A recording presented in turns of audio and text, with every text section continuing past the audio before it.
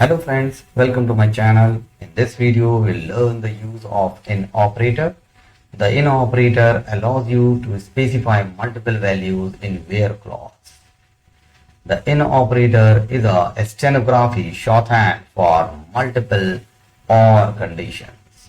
Here is the syntax: select column names from table and then where clause, column name, in operator, and in a small bracket we need to specify value 1, comma value 2, comma, and so on. Let's quickly see in SQL Server. Let's open SQL Server, select the database, click on new query.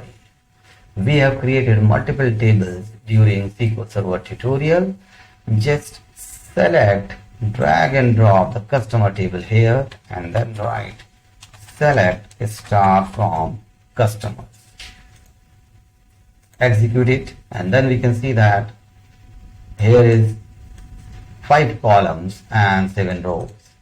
Let's run our in operator on top of it, where we need to specify the city. Let's say column name, and then here we want the data from this table, the customer who belongs to New Delhi and Lucknow. Then put it here and just select the query and execute it. You can see that it resulted only the 2 rows which are belongs to New Delhi and Lucknow.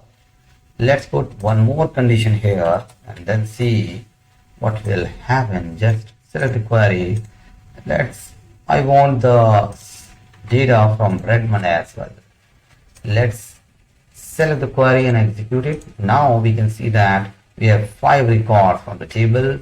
The city belongs to New Delhi, Lucknow, Redmond. So this is how we can use in operator.